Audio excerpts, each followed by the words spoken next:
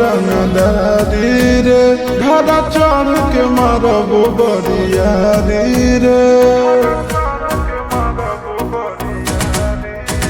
छूट जी तो कैल रंगदारी रे घड़ा चढ़ के मारबो बरियारी रे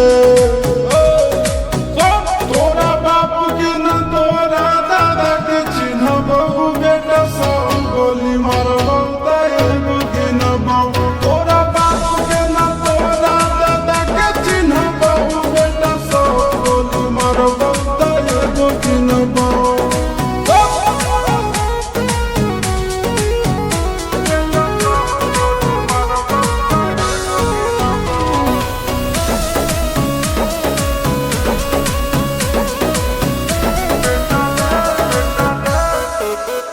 बेटा रे काटा से ठोक देबो चिमनी के भाटा में झोंक देबो देखबो कवन बाबू बचैतौ तोरा प्रशासन के गाड़ी भी रोक देबो बेटा जी सुनो बेटा रे काटा से ठोक देबो चिमनी के भाटा में झोंक देबो देखबो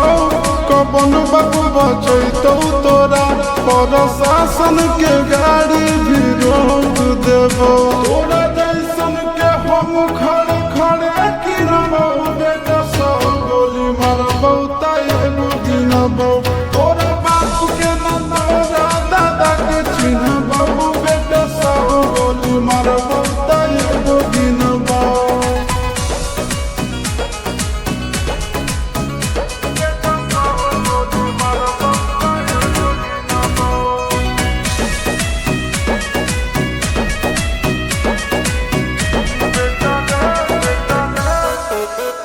बेटा रे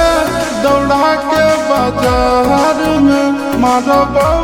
गोली तोर कपार में रंगदारी जे करभी बिहार में गड़ देबो गंगा जी किनार में इतना मार पड़तो ना बेटा बेटा रे दौड़ा के बाजार में मारबो गोली तोर कपार में रंगदारी जे करभी बिहार में गड़ देबो गंगा जी किनार में कहो चिंटू आशीष के कारण सुनबो बेटा सब गोली मारबो तैगो गिनबो तोरा बाप के न तोरा दादा के चिन्हबो बेटा सब गोली मारबो तैगो गिनबो